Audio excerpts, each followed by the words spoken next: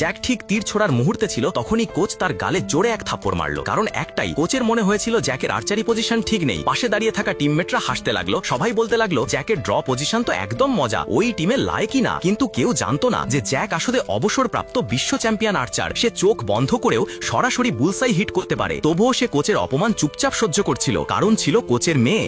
Jack তাকে ভালোবাসতো, আর তার কাছাকাছি থাকতে হলে নিজেকে নতুন খেলোয়াড়ের মতো ভান করতে হচ্ছিল। এরপর বারবার জ্যাক কোচের বকাঝকা ও অপমান সহ্য করলো, কিন্তু মনে মনে ঠিক করে নিল একদিন সবাইকে আসল প্রতিভা দেখাবে। সুযোগ খুব দ্রুতই এসে গেল। তাদের টিম একটি বড় টুর্নামেন্টে নামলো। প্রতিপক্ষ ছিল আগের চ্যাম্পিয়ন দল। সবাই দারুণ নার্ভাস, শুধু জ্যাকই শান্তভাবে দাঁড়িয়েছিল। প্রথম রাউন্ড শুরু হলো, প্রতিপক্ষ সহজেই বুলসাই হিট করলো। এখন জ্যাকের পালা, কিন্তু জ্যাক ইচ্ছে করেই তীর লক্ষ্য ভ্রষ্ট করলো। কোচ রাগে ফেটে পড়লো। তার বিশ্বাস হয়ে গেল জ্যাক পুরোপুরি অপদার্থ। শেষ রাউন্ডে পৌঁছতে পৌঁছতে তাদের টিম অনেক পিছিয়ে গেল। প্রতিপক্ষ দল তো আগে ভাগেই জয়ের উদযাপন শুরু করে দিল। ঠিক তখনই জ্যাক সিদ্ধান্ত নিল এখন আসল খেলা দেখানোর সময়। সে হেডফোন পরলো এবং গান শুনতে শুরু করলো। এটা দেখে কোচ চিৎকার করে উঠল, আর প্রতিপক্ষ দলও হতবাক হয়ে গেল। কিন্তু পরের মুহূর্তেই পুরো মাঠ স্তব্ধ হয়ে গেল।